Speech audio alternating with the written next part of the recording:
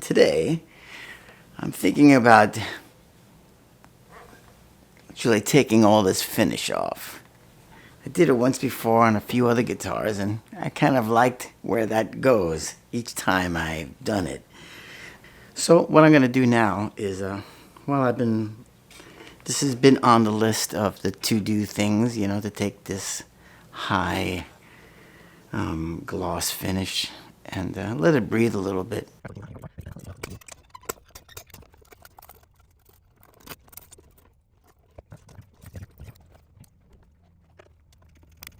Now, folks, don't let it, scare you that to put a lot of work into your guitar to get a little bit closer to it, with hopes that what you're doing is going to get you closer to it. For some reason, you need to get closer. All right, so, I've taken my TE52, my Harley Benton TE52 apart. You can see the remnants of the sanding that I've done over there. Went through a couple of layers of polyurethane.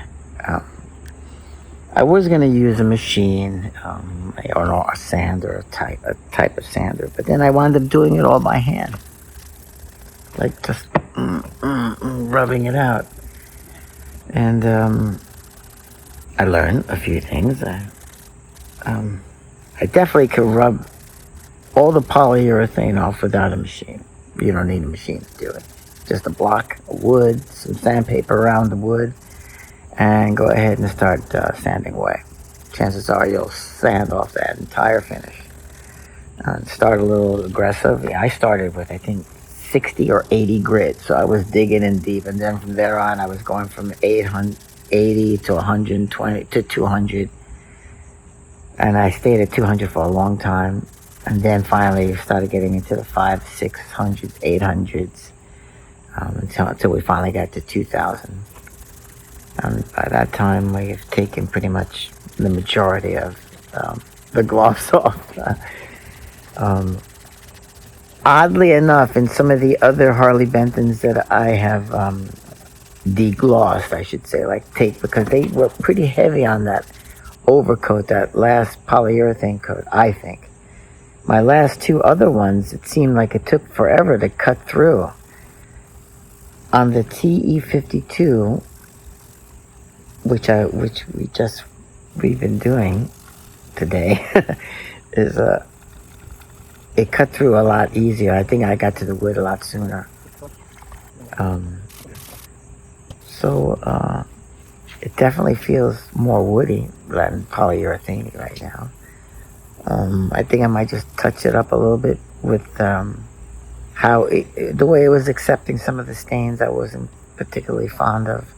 I might have to redo that area, but that's something I'm willing to do. It's all a learning phase. The guitar sounded good before I played with it. All I gotta do is put it back together again, and it's gonna be fine. I just wanted something that was going to feel better in my hand. Now, I'm not touching the neck at all. The neck is gorgeous. But it's something about the body, so maybe as I'm touching the body, as it's resting against me, I'm gonna get something else.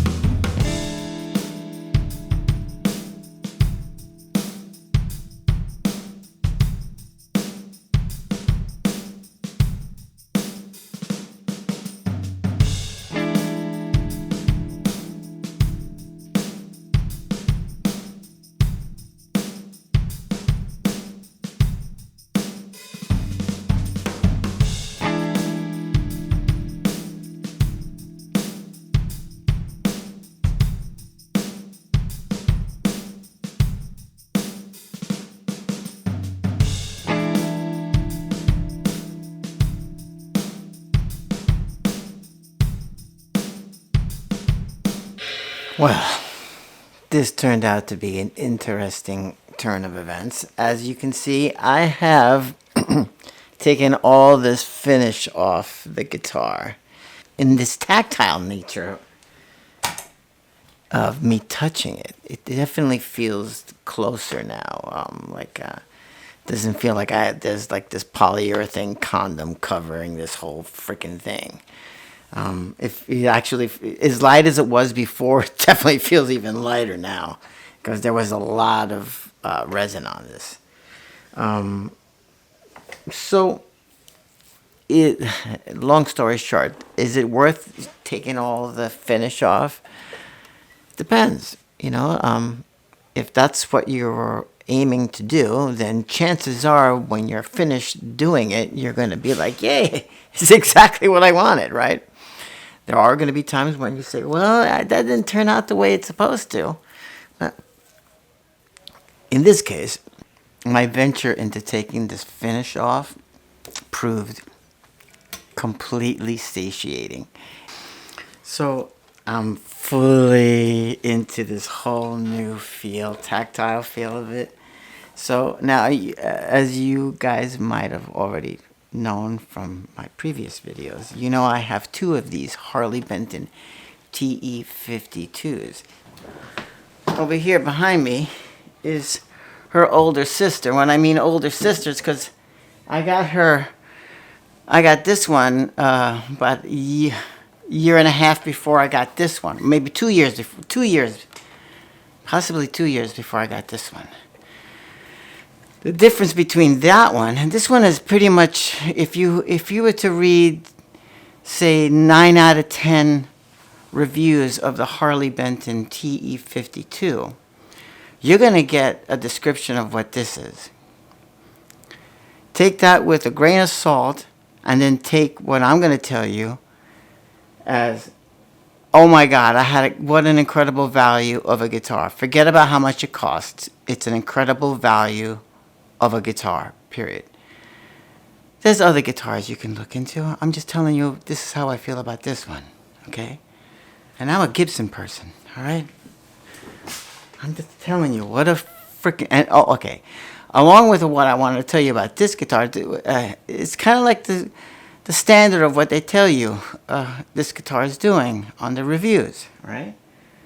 I think, actually, it's even better than all the reviews I've ever read, but maybe I'm biased already because I can just tell by certain things. I'm a tactile person, so as soon as I touched the neck on this, I knew right away this was a winner. I mean, within seconds. I don't think I even had to play it yet, even hear it. When I first felt the neck. True, it is one of my most played guitars now, and true, this is just like what everybody says. It's heavy as a beast. This is truly the heaviest guitar of all my guitars. It's the heaviest. I would never want to wear this on the shoulder strap all night long. What a great guitar to play, though. Sitting down, recording with it, just... it makes everything so easy. This guitar is about 3.5 pounds lighter than this guitar over here. 3.5 pounds lighter. So this is completely a weirdo, right? So, and it still has that great neck that Harley Benton was putting on those guitars. Well, it's the same guitar. I think this is a little bit funkier. This was a B stock as well. You can see it's like a couple of stained areas of naturally stained, I think. And maybe that's the reason why it's a B model. It's kind of weird. But the back of it looks beautiful. I mean, just like these necks are just outstanding. So here's one. This is the one I just did without I took the finish off. Look at how beautiful it is. It's gorgeous. And now, oh my God, I can hardly pick this thing up. Here's one. Here's how it would normally look. All right. Oh yeah, you can see how shiny it is in reflection of it. Yes, so you can be blinded by the light. What a great guitar. And as you can see, this is no joke. I have really played this this fretboard. I don't know if you can tell, but you could see it's really worn, the fretboard. Great guitar, heavy as hell. I might do the same thing to what I did to this. You know, I took the finish off, the polyurethane finish. You know, some people like the polyurethane finish. It's a good thing, you know. I don't know. I think I like just the fact that it has a pick guard, you know. And over time, that'll get probably hazed out. I just took the protective coating off the black pick guard, so we'll be getting some scratches, natural scratches. And this is my very special Tilly. So I'm going to put this Harley one. I call this one here the plank because she is heavy. So heavy. She, like I said, she's the heaviest guitar I have in my collection here. So, anyway, this one's called the Bat.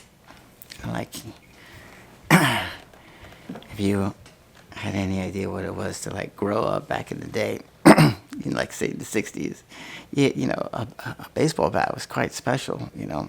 You might have to save up, you know, like a whole week's worth of money just getting quarters and stuff, you know, just to get a baseball bat. And then that baseball bat would last you for like 10 years. Like, how does a freaking baseball bat last 10 years? And then finally it breaks, and it's like, you knew it was coming.